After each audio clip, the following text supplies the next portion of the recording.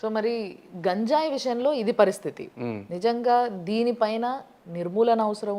అంటే గంజాయి అనేది ఇక్కడనే కాదు సార్, ఈ రాష్ట్రం దాటి వేరే రాష్ట్రాలకు కూడా పోవడం జరుగుతుంది. అక్కడ కూడా దొరుకుతున్నారు గంజాయి, ఇంత పట్టుకొచ్చారు ఆంధ్ర నుంచి అని చెప్పేసి.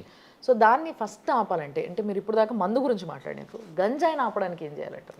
ఏంది అట్లే ఇప్పుడు అసలు పోలీసు వ్యవస్థకి వాళ్ళు తలుచుకుంటే ఏదైనా సరే 2 డేస్లో చేస్తారమ్మా వాళ్ళు నిజంగా తలుచుకుంటే.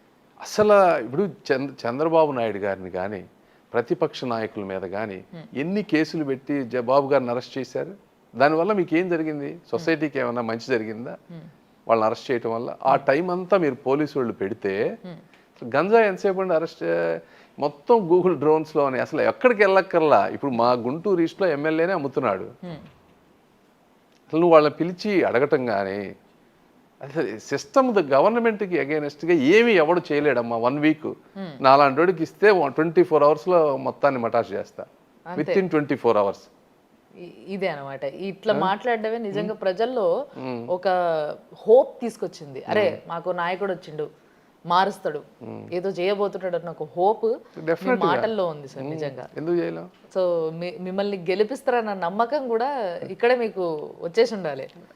ప్రజలు బాగా అది డిసైడ్ చేస్తారు, మంచి మెజారిటీ వస్తుంది. That it's not about me. మీకు అదే నేను చెప్పేది. అంటే ఆ కన్విక్షన్ ఎందుకు లేదు మీకు గవర్నమెంట్కి? అందుకని మేము ఈరోజు మనం అంత అగ్రెసివ్గా మాట్లాడాల్సి వస్తుంది తప్పించి వేరే సింపుల్ చిన్న అవినీతి అక్కడ ఇక్కడ ఏదన్నా జరుగుతుంది లేకపోతే ఏమన్నా ఉన్నాయంటే దానికి అంత అగ్రెసివ్గా వెళ్ళేటువంటి పరిస్థితి ఉండేది కాదు. బట్ ఇదేంటంటే సొసైటీని బాగా డిస్ట్రక్షన్ పాత్రలో తీసుకెళ్తున్నారు.